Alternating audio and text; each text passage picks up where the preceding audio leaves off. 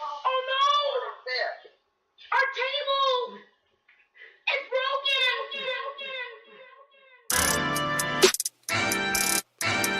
Yeah. Mafia. Yeah. Don Brown. Bills Mafia. Yeah. You find us, we breaking the tables, we tailgating, breaking them tables. You know the mafia dangerous, you see us, we breaking the tables. We breaking them tables, we breaking them tables, we breaking them tables, we breaking them, breaking them. You find us, we breaking the tables, we tailgating, breaking them tables. You know the mafia dangerous, you see us, we breaking the tables. We breaking them tables, we breaking them tables, we breaking them tables, we breaking them, breaking them. You know them. Folks, I can never get that right. I'm sorry. It's okay. It's not okay. We're here. Welcome to Monday Night Football on the Crowd Assist podcast presented by Trainwreck Sports, specifically presented. Oh, Micah, you're muted, buddy. You're muted. That's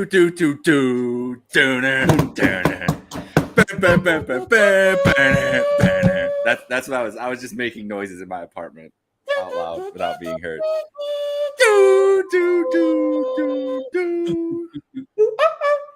Beautiful. Love it. That was an Love that. incredible rendition. Couldn't do it better than they're going to do it on TV later. We're like the Buffalo Philharmonic Orchestra, or just completely a cappella. Love that. Man, I don't know how we top that. While I figure out how we top that with the actual show, we'll talk about the sponsors, the reason we're able to do this. Shout out Picassos. This is the Picassos pregame show. They ship nationwide, so if you are not in Buffalo, if you are displaced on Long Island like I was for a few years, you can get Buffalo-style pizza delivered all the way from Buffalo to Long Island or anywhere in the continuous United States. Picasso's Pizza, beautiful cup and char pepperoni. Also, fans of Buffalo, they are the absolute best way to get to any Bills road game. We know we're all home tonight, but, we're going to be in – are we home next week against Miami? I already forgot. No, in Miami. We're going to be in Miami next week. Basically home. Miami next week. We're going to Miami next week. But fans of Buffalo, best way, whether you're going alone or with a group, book your entire trip, flights, hotels, parties, the game itself, or just any piece you think you might be missing, they can help you out. So find your missing piece for your Bills away game experience at fansofbuffalo.com. And last but not least, Outlet Liquor, the place to buy a case. What's your outlet? Ours is this pregame show, and we'll start with the injuries, the inactives. We hate to see it. We really do. Gabe Davis inactive today. Tommy Sweeney, Tommy Doyle, most notably outside of Gabe Davis, though, Ed Oliver and Tim Settle. Then Balin Spector, who you can probably imagine, and then Cam Lewis. He would have been active if Dane Jackson wasn't able to go, but thank goodness he is. We will not be starting rookie corners against the Tennessee Titans.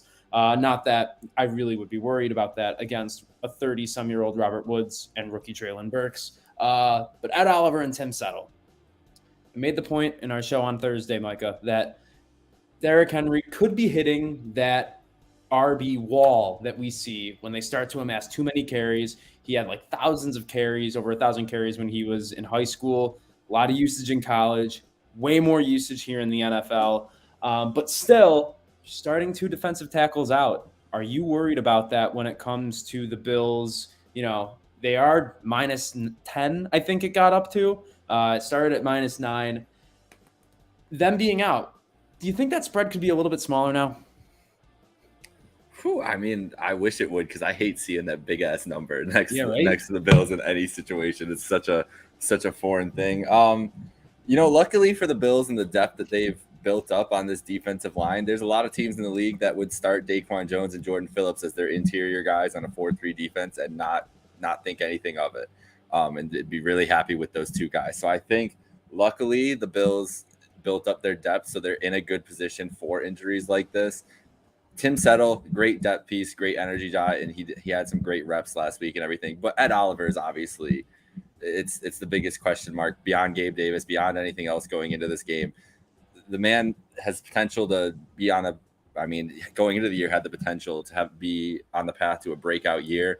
Everybody was super excited to see what he was doing. I think last week was a great sign just for this front 4 together, seeing them all healthy and and going at it. And then when Ed went out in that game a little bit, it was like just a little bit of this little ittiest bit of air out of the balloon last Thursday. I'm okay with them wanting to sit these guys, even if it's being cautious. It's week 2. There's a longer plan in place, but with a team that's physical like this, you don't ever want to see any of those reserves go down. But like I said right at the beginning, luckily they got Daquan Jones, Jordan Phillips. I think we see a Boogie Basham play some more inside snaps than he did last week, and give Shaq Lawson kind of his run, or at least a share of run with him and Basham on the outside. Shaq Lawson also getting his first game back in a Buffalo uniform since returning to the Bills. Huge in the run game. One of the biggest reasons they brought him back was honestly probably for this game exactly, so these edges don't get killed in the run game.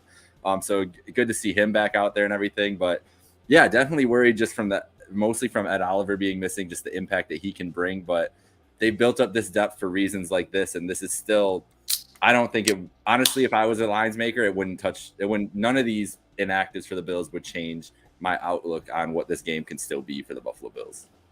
That's fair. I think it's also fair to maybe say, now I am confident in a Bills win. Let's not get it twisted. But I think it's fair to say that maybe based on history, how Vrabel has always kind of coached his team up to play against the Bills, I don't think it's any secret that, talent-wise on paper, the Titans and Bills over the past few years really have not matched up equally whatsoever. But Vrabel, when it comes to playing against these juggernaut offenses, slow tempo for his offense, keep Josh Allen and this offense, or any powerful offense, off of the field. Grind clock with Derrick Henry. And, they've proven it time and time again. They're fine giving him 21 carries a game, even if he's averaging less than 4 yards a carry. That's just something that, they know that's how they can control the flow of this game. And so, especially against the Titans, one of the rare times where I might like an under for a Bills game. Not very many times you're going to hear me say that. But I think the over could be a little bit of a trap here. But, if we're talking about this run defense, what got us last year was too often, specifically against the Titans, too often the linemen for the Titans were able to get to the second level of the field, and that left Tremaine Edmunds in a particularly vulnerable position because he has to then take on offensive linemen, as opposed to probably he should be having a clear line to the ball carrier, or maybe going up against a wide receiver who's coming in to block, or a tight end, not one of those big athletic linemen like a Taylor Lewan who he was facing off against in the second layer of that run defense. So if there's anything I'm worried about, it's maybe that Tremaine Edmunds might be left hung out to dry like we've seen in seasons past. And that's kind of why he has a negative reputation with some Bills fans, is that the defensive line has never been strong enough to actually allow him to be his fullest self. And we saw in the first game against the Rams, he was able to do that. He and Matt Milano both were able to make some good plays on the ball. I remember the one tackle that Milano almost had to force a fourth down when Darrell Henderson, he caught him in the backfield. And then the Rams offensive lineman just pushed him forward, and then was a pile that, it would have been a loss of 1, but because of how it just shook out, linemen pushing and pushing, it ended up being a gain of 3. And so, I hope that the linebackers are going to be in a good position. We bring back Jordan Phillips and Shaq Lawson, like you said, 4 games like this. Still, Jordan Phillips and Daquan Jones, a really solid 3-4 for your defensive tackles as far as depth goes. And Daquan Jones, someone that we got from the Titans, basically. They're without him now. Yeah. So if we want to flip it to the other side, how we can attack this defense, last week I heard it on from Dan Orlovsky, I believe, 134 of Saquon Barkley's 160-some yards, he went untouched. There are going to be lanes for Devin Singletary and Zach Moss, and maybe even James Cook for a get-right game today. Yeah, and I think that one of the things we saw last week from Ken Dorsey is wanting to make sure that run game was effective and efficient the whole time through, and it was an emphasis at the beginning of the year. And what you just said perfectly about how Vrabel's going to want to play this game, I think the Bills, realistically are probably going to try to do the exact opposite offensively. And that doesn't mean the run game is going to be any less of a focus, but I'm expecting a lot of tempo, a lot of ways to keep that whatever defense they have on the field. Because let's be honest, this is a hampered defense when we're looking at the Titans. I mean, Harold Landry obviously out for the year. their biggest pass rusher. Still have Jeffrey Simmons in there, who's going to be a problem all night on that interior, but no Christian Fulton on the outside either. Their number one corner. They've been disappointed by their corner play throughout the year so far. And even without a Gabe Davis, I mean, it's Josh Allen and Stephon Diggs and everybody and the rest of the crew. You're going to have McKenzie and Crowder getting a lion's share of those targets. And also, I don't think Khalil Shakir is going to look out of place in his moments in any of these games either. I think he's going to be the big name coming out of this game in Buffalo and, probably nationally. I don't think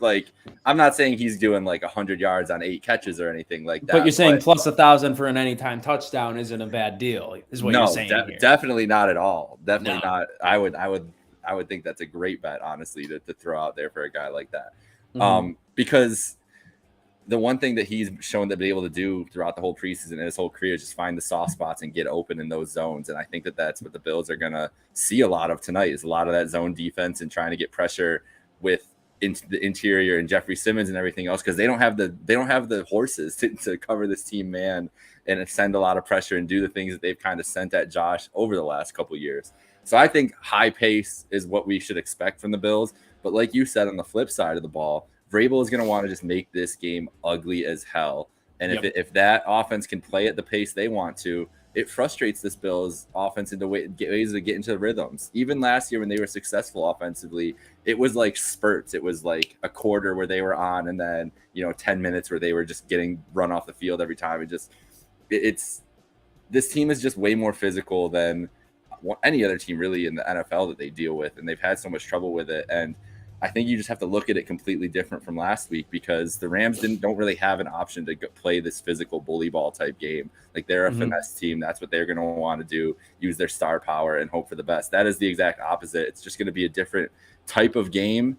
And like you said perfectly, Vrabel is going to bring these guys, get them ready, especially as an underdog. I think the stat said last couple years, 6-2 straight up and 7-1 against the spread as over 6-point underdogs. The Titans are. So Vrabel gets these guys up for that kind of matchup. So it's going to be the opposite tendencies coming from the offensive sides. And honestly, who gets the ball first is going to be a huge thing, which is usually what you don't think because teams defer. But the Bills can come out and go up 7-0 right away. It changes the tenor of this game right away. And if the Titans come out and have a 7-minute drive and go 7-0, that's drastically different football games that are going to come out of those opening drives. So really, who gets the ball first and who executes first is going to be huge. Yeah, if I were to have to choose, I would say my dream scenario to start this game would be the Bills get the ball first, because if you let the Titans, as you said, get it first and get one of those 7-minute drives that just goes on forever and tires out the defense. This is an offense that wants to play with tempo, but you can't go out and play with tempo and then, let's say, only have a 5-play drive, kick a field goal, or we're not punting. So kick a field goal, throw an interception, or put the ball on the ground. That's kind of worst case scenario, because then we're playing right into Mike Vrabel's hands. That's how the defense gets tired. And when you're on depth already, that's not the position you want to go into. So I like that we're on the same page there. I'm looking outside my window right now, and I'm only about 5 minutes away from the stadium, and the wind has been picking up as the day's gone on over here. I've seen even the shots on ESPN and stuff they had. You could see those flags whipping in the background for sure. Yeah. And so, I think that definitely plays into, another factor for the Bills' favor. Ryan Tannehill's not a guy that can cut through the wind with his arm, but Josh Allen absolutely is. And I feel like the Titans fans are probably going to say, oh, well, this plays to our favor because, no one's going to be able to throw it. Well, Josh Allen fucking will be, especially when Christian Fulton, your number one corner, as you already alluded to. And we said on the show on Thursday, their corners are ridiculously inexperienced. Christian Fulton's on his rookie contract still, and he's their most experienced cornerback. So Josh Allen is going to have, I keep saying, the guy in my guillotine league right now, he needs 30 points from Stephon Diggs to have a chance at staying in. And I think he could get that, because Stephon Diggs, after what he did to Ramsey last week, he's going to make these cornerbacks look absolutely silly, especially with I was about to say Joey Chestnut, because Julius Chestnut, a running back for them, is out. But we'll go through these other Titans inactives. Dontrell Hilliard, Jamarco Jones on the offensive line, Christian Fulton, as we said, Julius Chestnut, who I've never heard of until I looked at the inactives about 5 minutes ago, and Derek Tuzicka, the most Polish guy outside of the city of Pittsburgh in the NFL. Yep. And Dontrell Hilliard, I think that's actually an interesting inactive because you saw him last week get a lot of use pass catching out of the backfield. Yep. And that's something that Derrick Henry is not able to do very well. Hassan Haskins, their rookie running back, some people thought that he might be the number 2 to Derrick Henry because he kind of has, that similar skill set to him if they want to stay consistent in it. But Dontrell Hilliard is that change of pace back. I paid a decent amount for him in my fab budget in one of my fantasy leagues. And so that's already a waste of $8. But I think that is one thing that might be slept on as a huge advantage for the Bills because we haven't always been great at defending running backs catching the ball out of the backfield. You saw Darrell Henderson last week just caught a few passes and took them for first downs. So am I maybe reading into that too much as someone who knows every single second running back in the NFL? Or do you think this really takes away a dimension of this Titans offense? Yeah, no, it definitely takes away from what the Titans want to do. Like you said last week, he was getting a lion's share of those second running back targets, and especially in passing down situations. And like we said, if the Titans are off script and have to throw the ball a little more, they're going to need every weapon they can get. Like they don't have AJ Brown there anymore, obviously. They have Robert Woods, who's an aging wide receiver and never has really been a number one target in his career. Yeah. They've got Treylon Burks, who has had up and down, but didn't get a lot of, snaps last week, as many snaps as people would have anticipated. So I wonder if, that'll be a way to get him more involved in this game plan. And that's going to be an emphasis for them. So that's something to look out for. But yeah, the playmakers outside of Henry, it's bare to begin with, even at full strength. And so you would think that they would want as many ways to be multiple as it is. But when it comes down to it, we're really just only Bills fans worry going into this game is just Derrick Henry. And the thing about it is last year, I don't have the exact stats in front of me, but I know that it was one 74-yard run that was basically half of his yards on the game. And I don't remember how many carries he had, but it was about over 20 carries. And so it was over 20 carries for about 75 yards and then one rush for 74 yards. And that's really the difference in the game. Could that happen again tonight? Absolutely. Absolutely could happen again. It could happen at any snap with Derrick Henry. But if we're to believe that this Bills defense addressed one of their biggest holes, which has been their run defense, honestly, in the Sean McDermott regime, it's been getting gashed in the run game by a bunch of different Jonathan, obviously, the Patriots Monday night game, to name a few. If they want to look like they've cleaned up that part of their defense, and obviously, as we go back to what we were talking about at the beginning, missing Oliver and Settle is going to hurt that. It's containing Henry like they did in the beginning of that game and not letting the big play happen. Even if the big play happens, not letting it, getting your angles and not letting it be a 70-yard gain, leaving it a 30-yard gain or a 40-yard gain so that you can live to fight another day. Because those plays are just backbreaking, obviously for touchdown and points and everything else, but just on the psyche of a team when they know that they can bust a big play running the ball on that like you, and this kind of physical team that wants to impose it. And honestly, we say wants to impose their will. The Titans are coming in here confident that they can impose their will on the Bills because they've done it 2 years in a row. So they're not coming in. The Titans are coming in with nothing to lose tonight in this game, and they're going to play like that. Like you said, Vrabel's mentality coming into these games, like I mentioned with the spread and everything. There's proof that this team loves being the underdog and and is able to thrive in that role. And so they're going to be looking for any kind of mental edge that they can get over the Bills, and that's going to be just maybe Derrick Henry gets 30 carries tonight. Like who knows what it could be, but I think that especially a guy like Henry too, who's so competitive, he's going to be pissed off at the way last week went as well. So there's a lot of factors that if I was looking at this game objectively and not from a Bills fan perspective, I would be slightly concerned about for that spread. I still don't think this Titans game, before we get to our predictions, I don't think that they're going to have the firepower, because I think the Bills can just score 24 points in their sleep basically. And that might be enough to win it, but it does give me some pause just for the physicality and just the notion of what Vrabel's been able to do with this team specifically in these positions in the past. Mm-hmm. Yep. And, we're getting into the nitty gritty of it here. So I think this is a good time to get into our Labatt keys to the game. So here they are, composed by Degenerate Al and Maniac. So Labatt Blue Light, Labatt Seltzer, all those great products of theirs. I have a White Claw here, and it's not a Labatt. So the sponsors are going to have a word with me. But these keys to the game: maintain team composure. As we've said, against Mike Vrabel, against a physical Titans team, it can be very easy to kind of lose the way that this Bills team wants to play, because they're two very different styles of football. So just maintain your team composure. Don't let the Titans throw an illegal forward pass. Easier said than done, honestly. And last one, overcoming injuries on defense. I think that is absolutely massive. As we've already talked about, we're going up against one of the best running backs in the league over the past couple of years. So obviously, those are the keys to the game that Labatt is bringing to us, courtesy of Maniac and Degenerate Al. But Micah, I know that you and I both have some to share ourselves. And I got to say, for me, it's just, I tweeted it earlier, make Ryan Tannehill not look better than he actually is. And what he is, I said, a poor man's Kirk Cousins, but he's more of a mid-20-somethings who has about $49,000 in student loan debts, Kirk Cousins. That's who he is. Ryan Tannehill's not very good. He's good at extending plays with his legs, but he's not a very good quarterback, and somehow he always shows up to play against us. We need to get pressure with 4. He's a very sackable quarterback.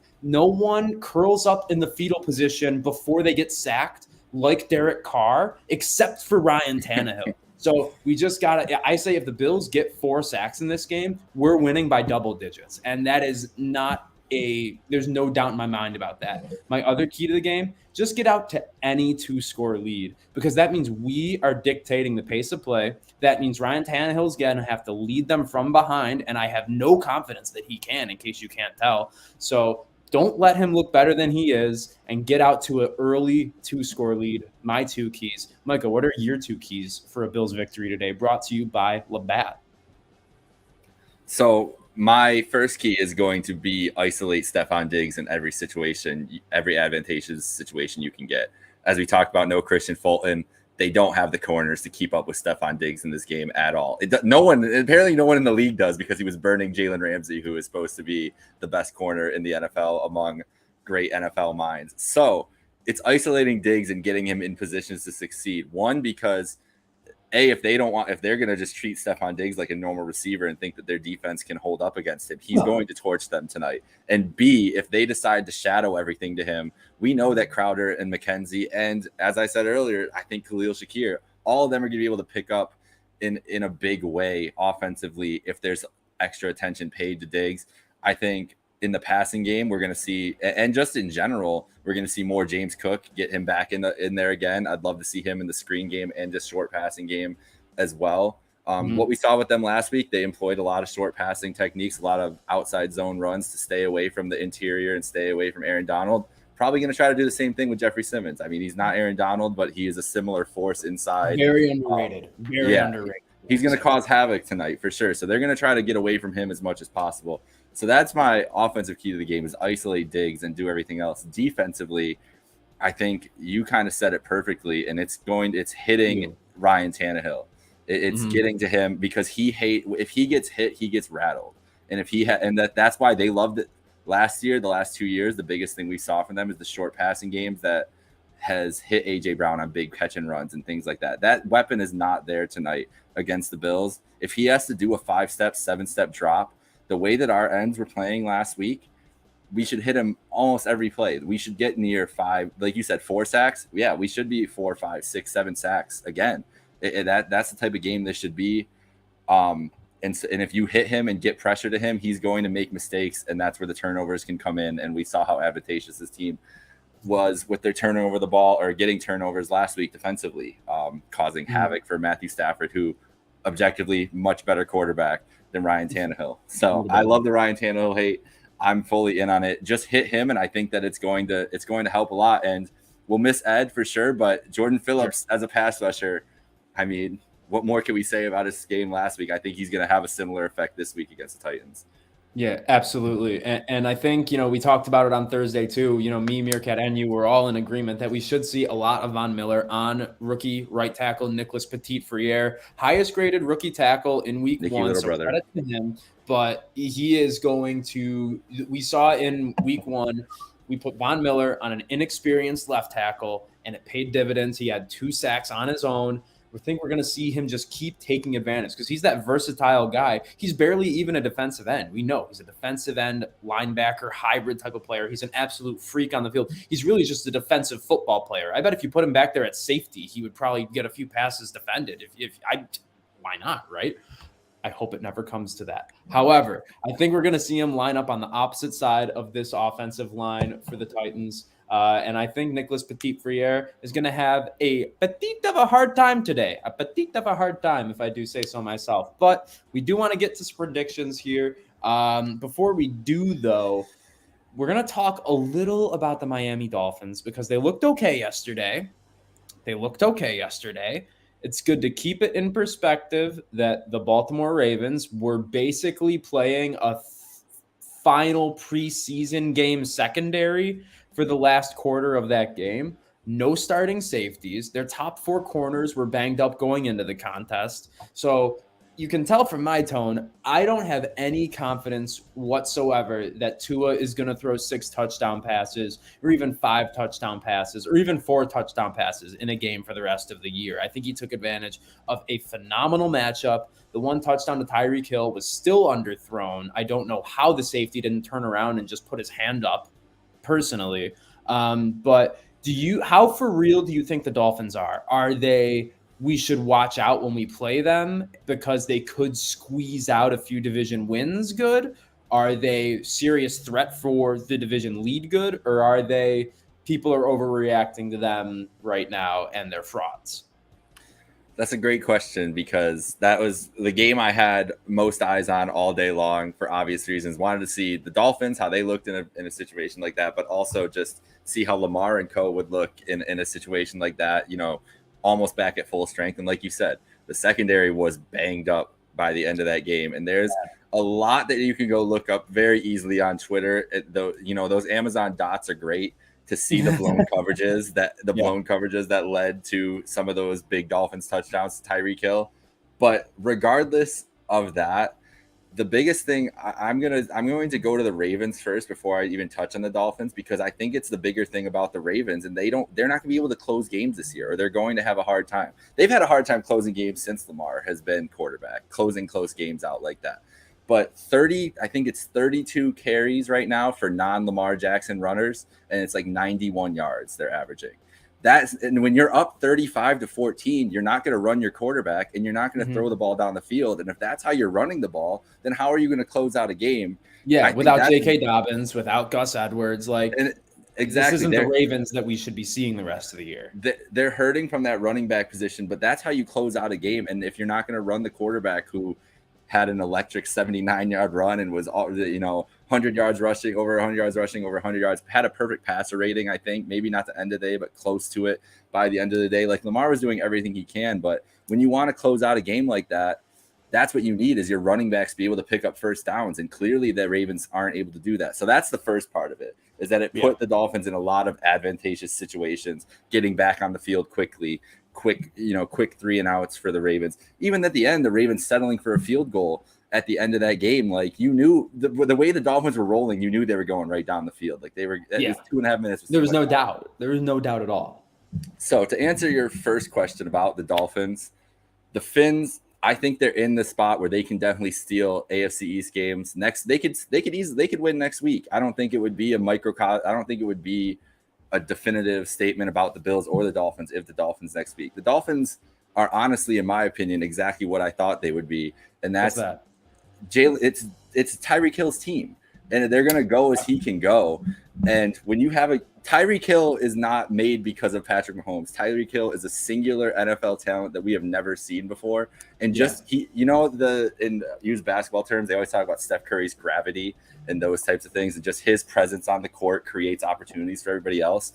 You can see that with Hill did his damage, obviously himself too, but the world that he has opened up for Jalen Waddle and everybody else on that offense is just, it makes life so much easier for them. And that's always going, as long as those two are healthy and on the field together, that they're always going to be a threat to punch above their weight and win these games. But man, it's not like Tua was, making throws in between windows or on the outside of numbers that was cruising past people or anything. These were layup throws that he was getting to wide open receivers against a team that was blowing coverages left and right. So yes, it was very impressive. The poise and everything else that the Dolphins showed is very impressive, to be able to stay focused and stay locked in. And I've loved everything I've heard from Mike McDaniel out of that game yesterday and today talking about it. Seems like they have, which I wasn't thinking with him, but he seems like the right kind of temperament to be able to lead a franchise, and especially this young team. But let's give the Ravens their blame and not the Dolphins as much of the credit, because the Ravens really messed up in a lot of different ways in that game. And they did. These are two teams who they have very high ceilings, but they are incredibly flawed. And I think that the floors will show very soon too. And it might be next week for the Dolphins that we get to see that floor, and they get to come back to earth when they play the Bills. Mm-hmm. Yeah, no, I feel like you and I are on the exact same page with that. So we did not embrace debate, unfortunately, but just shows the chemistry that we have right here. The glue that holds us together is our hate for Ryan Tannehill, our hate for Kirk Cousins, and then our just overall feeling of mediocrity would be the word I would use for the Dolphins. Great defense. Can't deny that. Offense will take them as far as Waddle and Hill can take them. But what's going to happen tonight is what everybody is thinking about. Make our predictions here, and we'll get out of here. I think it's going to be closer than people expect. I think the Titans are going to cover the +10. I think that they're going to come in here, win the coin toss, establish their dominance with the run game, get a few opportune stops. They have some good playmakers, some good safeties. So if we are going to get down the field, when we get down the field, it's not going to be with these giant chunk plays, because unless the safeties just all gravitate to one side of the field, which I can't imagine, Kevin Byard and Hooker doing that. They're just too good back there to give up too many big plays like that. At least I'm sure Stephon Diggs' longest reception and over will probably hit. But it's going to be a grind. It always is against Mike Vrabel. Nothing to do with this Bills team, everything to do with the opponent, and me begrudgingly putting some respect on a coach who I really just don't like in the NFL. But I'm going to say that the Bills pull this one out by a score of, we're going to say 31-27. I know I said I liked the under earlier, but the more and more I think about it, I think that this one could turn into a bit of a juicy shootout. Ryan Tannehill always plays up to the Bills for some reason. It's like when the Sabres play the Penguins. Even in the really, really bad years, they'd always find a way to beat Sidney Crosby, Evgeny Malkin, Chris Letang, and Marc-Andre Fleury. And that's what Ryan Tannehill, Derrick Henry, and I guess whoever the other longest tenured player is, Jeffrey Simmons, I guess. That's what they do to the Bills. So I'm going to say Bills win 30-27. Tannehill, 2 touchdown passes, but more interceptions than touchdown passes, and one of them is going to be a pick 6. Oh, I like that. I would love to see a Tannehill pick 6. I'm going 28-20, so I have the under, and also I believe that's the under. That's over. I believe. Yeah, it's 47.5. Damn, that number keeps dropping, so that is really, really good. That's slightest over. Yeah. Slightest over. I said last week I would be hard-pressed for the Bills for me to see them not score 30 points in a game this year. I think this is the perfect recipe for them to not, and it's everything we talked about earlier with the pace and everything else. I think no matter what, no matter how good the Bills' offense looks at times, the Titans are going to be able to bully a little bit at some point in this game. And I would be more encouraged. I would honestly have picked the blowout this week if the Titans are coming off a win, but I think that team is going to be super motivated coming in and pissed off that they had that effort last week against the Giants. Like I said earlier, Vrabel with his teams back against the wall. 6-2 straight up, 7-1 against the spread in these types of games. So that even covered that's +6, which you would cover too with your 4 there. Yep. I've got it. I'm gonna go with the point here. They'll get a couple drives down and get some field goals going. I think we'll see Sam Martin, the punter, tonight. Get a punt will happen.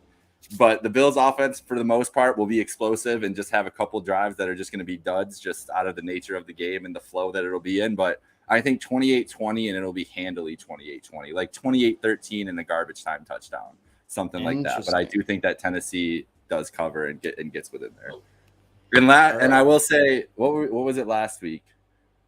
I don't remember what the total I had last week was. The Thursday night game, that's what it was. I was 1 point off each for the Thursday night game. Oh, yeah. No, you said 28-25 for some reason. Yeah, it was 27-24. 27-24. That's nuts. That's what I'm hoping for this week. So expect 27-21. That's what we're going to end up with.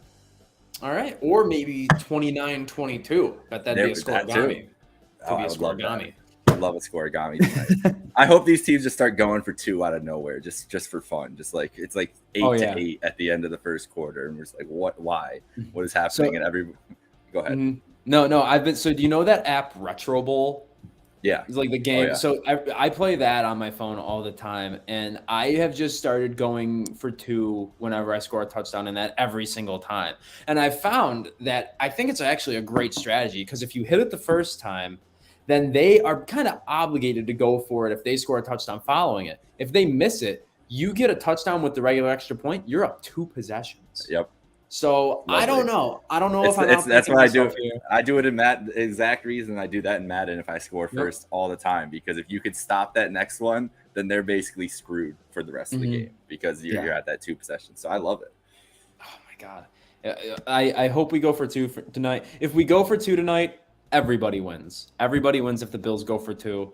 I don't make the rules. That's all of it. But there are some rules that I do make and have to follow, and that's that I do have to one more time mention our great friends at Picassos Pizza. Great cup and char pepperoni, the Parmesan cheese they sprinkle. Unbelievable. Fans of Buffalo, if you're going on a road trip, going to Miami next week, we figured out during this show that it is a road game next week. So if you still don't have a hotel, maybe you forgot to buy a plane ticket, that's something I would do. Go to fansofbuffalo.com. They can help you out, whether it's the hotel, the flight, or just what you want to do when you're down in Miami. And last, but certainly not least, 2 more sponsors. So not quite, but Labatt Blue Light sponsoring our Keys to the Game and Outlet Liquor, the place to buy a case. What's your outlet? Thank you for tuning in for our outlet. Maybe we'll do a space during halftime. I just thought of that idea now. Give me a reason not to. I don't know, but don't hold me to it. For myself, Micah, all of Trainwreck Sports, and our amazing sponsors, good night now, and go Bills.